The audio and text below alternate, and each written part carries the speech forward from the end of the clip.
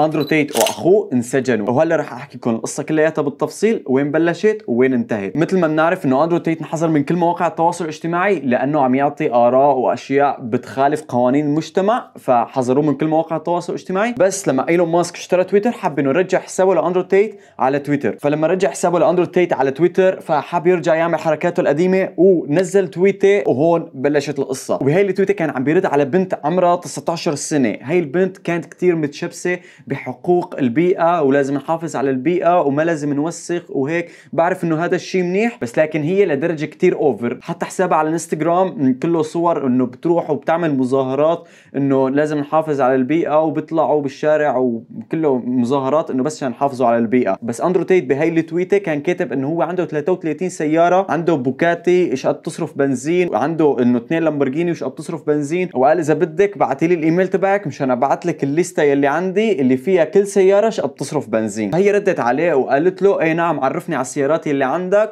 وبعثت له الايميل. ولكن الايميل هاد كان مسخرة، كان بس انه ايميل مولع عادي، وبالايميل مكتوب فيه رسالة. بالايميل كان small d and getlife.com هيك شيء. انا بعرف انه ما فيني احكي هيك شيء على يوتيوب مشان ما ينحظر الفيديو يا جماعة. والانترنت كله كان منتظر الرد تبع اندرو تيت. بعد 10 ساعات رد عليها اندرو تيت وقال لها شكرا لانه اكدتي لي من الايميل تبعك انه عندكم صغيرة. وكمان كمل التويته بطريقة مسخرة وقال لأنه العالم كتير مهتمة لهذا الشيء، وقال إنه أنا بتفق إنه أنت لازم تحصلي على الحياة. وكمان أندرو تيت رد عليها مو بس على تويتر، رد عليها بفيديو لمدة دقيقتين. طيب أندرو وين نزل الفيديو؟ تويتر ما بينزل فيديوهات. نعم نزله على انستغرام ما بعرف يمكن هو عامل حساب جديد على انستغرام ومو حاطط ابدا اسمه مشان ما يعرفوا انستغرام انه هذا هو حسابه ويرجعوا يحظروه. وهو عم يحكي كان عم يتمسخر، فقالوا لواحد انه جيب لي هالكرتونتين. كان في كرتونتين بيتزا، قال له شايفي هالكراتين كمان ما راح ينعاد تدويرهم ابدا. انه عم بتمسخر انه شوفوا هالكراتين انه كمان ما راح يضروا البيئه ابدا. Because she doesn't realize she's been programmed. She doesn't realize she's a slave of the matrix. She thinks she's doing good.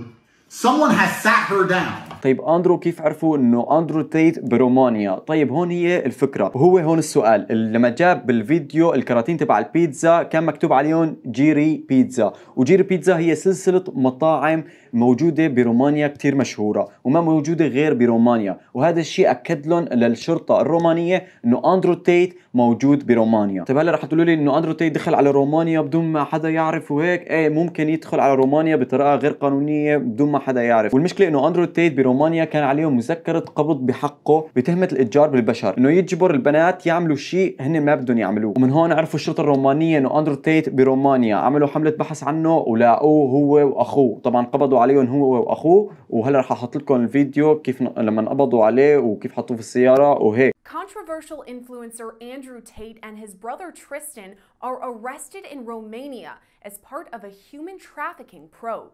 وبس يا جماعه هاي كانت القصه من الف للياء كيف اندرو تيت انسجن. ومشان تقدر تعبي بس حط لايك واشترك بالقناه وفعل جرس التنبيهات عشان يوصلك الفيديوهات اول باول. وجد شكرا كثير لكومنتاتكم اللي عم تدعموني فيها لحتى تحفزني انه اعمل فيديوهات اكثر. وبس يا جماعه اتمنى تكونوا استمتعتوا. كان معكم اندرو، بيس.